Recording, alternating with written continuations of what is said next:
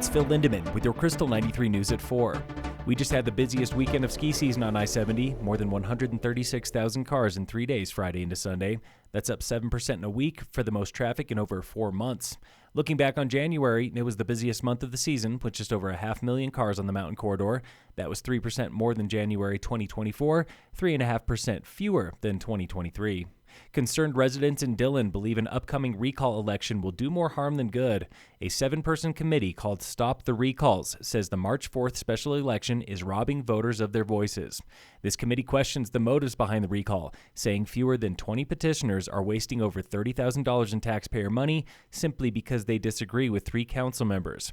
Stop the Recalls will lay out all its frustrations in a pamphlet. This will be mailed to Dillon voters before a special candidate forum happening February 13th. The Keystone Ski Patrollers Union says the resort might want to get rid of its EMT requirement, and they call this irresponsible. Union patrollers believe this puts everyone in danger. They field more than 120 calls for help every week, and most of them are serious. In the days before MLK weekend, they cared for skiers with spinal injuries and femur breaks. Now union patrollers want recovering skiers to help them win a new contract. They're asking for stories to share with the resort.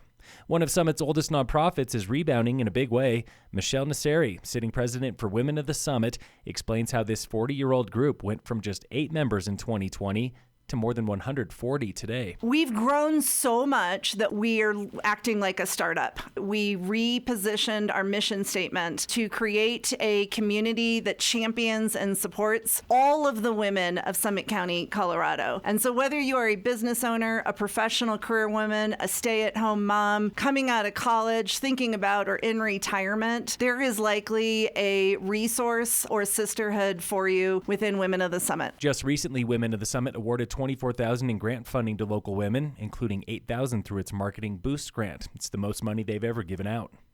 In sports, the Nuggets play the Pelicans tonight at 7. And in local sports, elite endurance athlete Ella Hagen is the 2024 Sportswoman of the Year for an all-around high school athlete. The Summit High senior and future CU buff is honored at a statewide ceremony next month. Ella already owns state titles in cross-country, Nordic, and track, and she's chasing another Nordic title this season. Phil Lindemann, Krystal 93 News.